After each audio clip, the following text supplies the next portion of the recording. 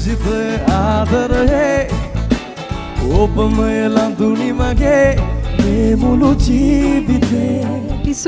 පිස්සුවක් අනුපම ඉතාම කියන්නේ ඔයා වටහාගෙන තියෙනවා කවර් සෝං එකක් කියන්නේ මොකද්ද ඔරිජිනල් එකක් කියන්නේ මොකද්ද කියලා දෙක වෙන් කරගෙන ගායනා කරන්න. ඒ කියන්නේ අපි ඔරිජිනල් එක විදිහටම ගායනයක් කරොත් ඒක කවර් එකක් වෙන්නේ නැත.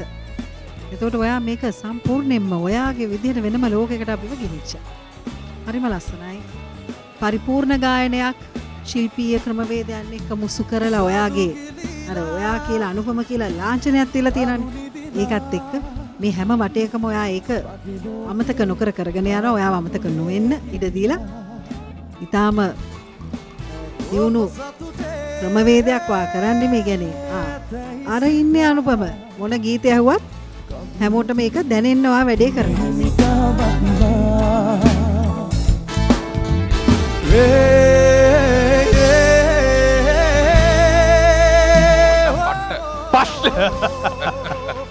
විනාශකාරී පිස්සු පට්ට. මේ අනුපම ඇත්තට මං හිතන්නේ මේ තරුණ ජවය කියන එක මාර එකක්. ඔබගේ ගායනය තුළ මං හිතන්නේ අන්න රියල් කව එක තමයි ඔබ දැන් ඉදිරිපත් කළේ. රියල් කව එක.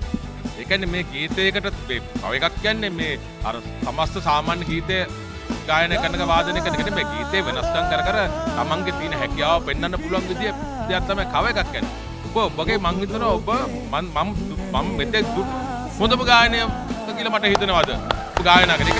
අදට ඔබේ දුක ආදා මම එතනයි තරු ලකුණු කියනවනේ තරු ලක්ෂණයක් අපි කියලා කියනවනේ.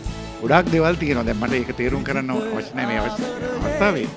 ඒ සියලුම ගුණාංග තරු ලකුණු අපේ කොල්ලන්ට තියෙනවා. ජය ප්‍රාර්ථනා කරනවා ඉදිරියේදී ඔබ මේ රටේ තරුවක් වඩ පත් වෙනවා අනිවාර්යෙන්.